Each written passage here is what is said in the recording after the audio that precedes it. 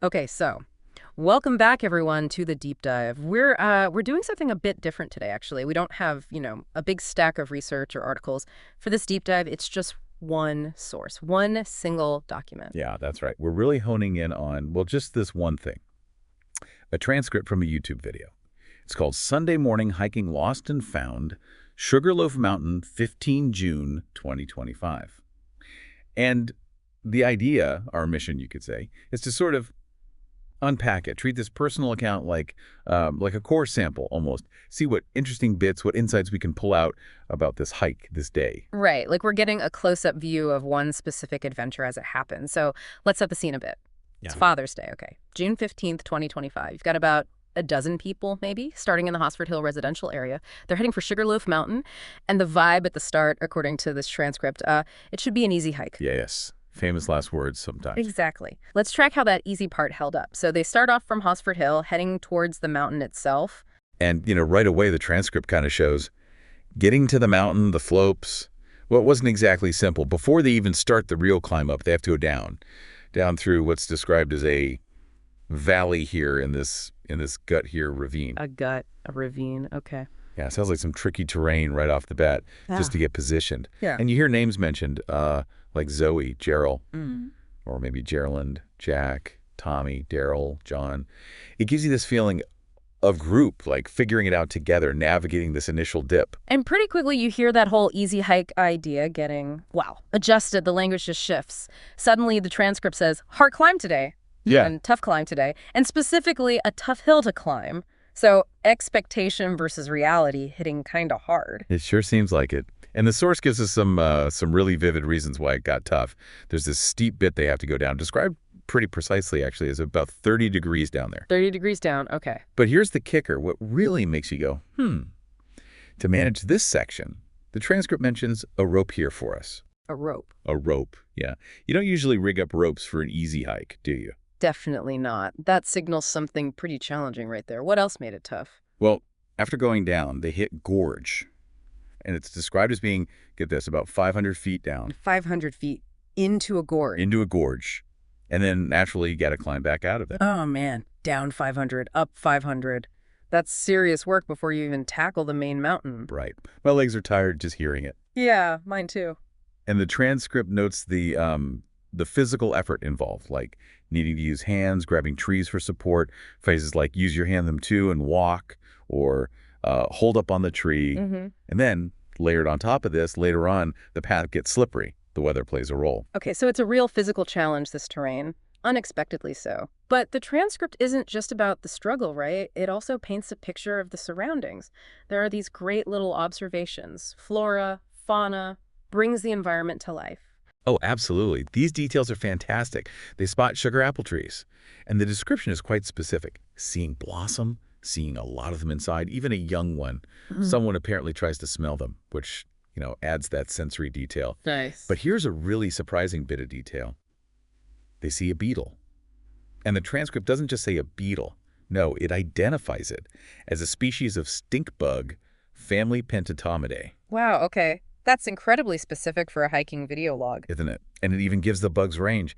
Caribbean Sea, Central America, North America, and South America. Oh. Think about that. One little bug spotted on this one hike, and suddenly you're connected to this huge geographical spread. That's a cool detail, a tiny observation opening up a bigger picture. What else did they spot? Let's see. Other plants get mentioned, especially later, maybe on the way down or flatter bits. Fever grass and notes, good for tea. Rosemary, cassava, pineapple, peas, even mangoes. Quite the list. Yeah. And other things too. A white tree, water down in the valley. Oh, and a hermit crab, what we call soldier crab. It even makes a little distinction between those and land or sea crabs. Interesting. And a dragon fruit indeed tree, described as probably the best one they saw. So lots of noticing happening. They're really observing their environment, even with the tough climb. But while they're looking at bugs and trees, the weather. It sounds like the weather became a really big deal. Oh, definitely. The transcript tracks it pretty clearly. It starts small, just a little sprinkle passing. Then as they're moving, it started drizzling. Okay, manageable maybe, but then it ramps up, reading more and more, until eventually a downpour. A downpour while you're on a steep, difficult climb. That's not great. No, not ideal at all. and it directly impacted the summit experience. The top is described as misty, full of clear clouds, I assume, which led to zero visibility today to down there. Ah, shame. Yeah, so no big payoff views of, like, Shirley Heights or even just looking back down the trail. After all that climbing. That's the reality the source gives us. It mentions feeling soaking wet by the end. Though they did find some shelter under the trees, the canopy, at points, you even get that sensory note about hearing the sound of the rain while hiking. And like you said before, that rain made the tough ground even tougher, all the mentions of things being slippery. Exactly. It just compounded the difficulty, weather and terrain working together. Still, they kept going. They hit milestones. The transcript mentions reaching the middle of Sugarloaf, and then finally getting on top of Sugarloaf. Yep, those points are marked. There's a mention of going over a fence right so before the last highest point. Interesting detail, that fence. But yeah, as we said, the mist meant no big panorama from the actual summit, which is a bit ironic because earlier at the midpoint there was a comment about a good view from here. Oh, so that they got a view, just not the view from the very top. Seems like it. Then comes the descent. Down the other side. Right. The transcript says down on the southern side of Sugarloaf, and again, specific landmarks, passing an abandoned lab with a fence and a water tub noted nearby. An abandoned lab. Okay, adds a bit of mystery. And then finally, they're reaching the flats. They're making their way to winding down the hike. And the feeling described is pretty clear. Tired and soaking wet. Understandable. There's this nice little moment of recognition near the end, the presence of the bark in there, which apparently signaled they were close to home, back near where they started. Relief. Okay, so we've really walked through this whole experience step by slippery step, pulling all this out of just one YouTube transcript.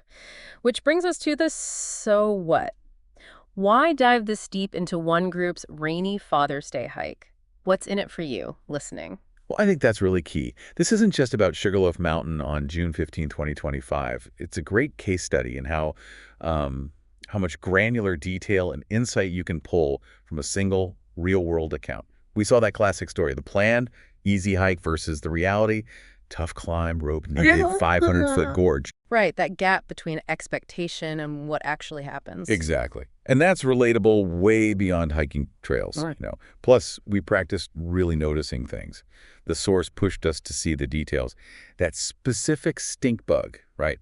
Identifying it, its range, that takes a simple observation and connects it outwards. Yeah, elevates it. Or knowing fever grasses for tea, seeing dragon fruit. It shows the specific knowledge embedded in the local environment. It trains us to see that personal stories, personal accounts, they're packed with data if you approach them with curiosity. So it's about learning how to extract that information, not just the info itself. Precisely. And we felt the human side too, didn't we? The group dynamic implied by the names, the physical effort, the sounds of rain, the wet clothes, the disappointment of no view. This document let us piece together the experience, not just the events. So by exploring a source like this one, yeah, you learn about Sugarloaf, sure, but maybe more importantly, you sharpen that skill of finding structure, finding meaning, finding surprises in everyday records. It proves that even a YouTube transcript can be a really rich source if you do a deep dive. And that's what we aimed for. We followed this thread from Hosford Hill up that tougher-than-expected, rainy, misty mountain.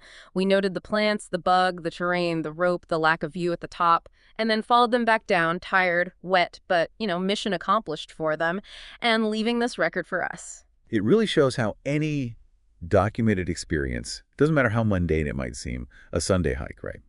It could be full of specifics, challenges, insights, which maybe leads to a final thought for you to chew on. What details, what maybe surprising connections or challenges might you find if you really look closely at a record of one of your own recent experiences? Maybe just some photos you took or an old email or even just a memory you haven't revisited properly. What's hiding in plain sight there? That's a great challenge, something to definitely think about. Well, thanks for joining us on this deep dive into one rather eventful hike. Keep looking closely at the world and the stories around you. See you next time.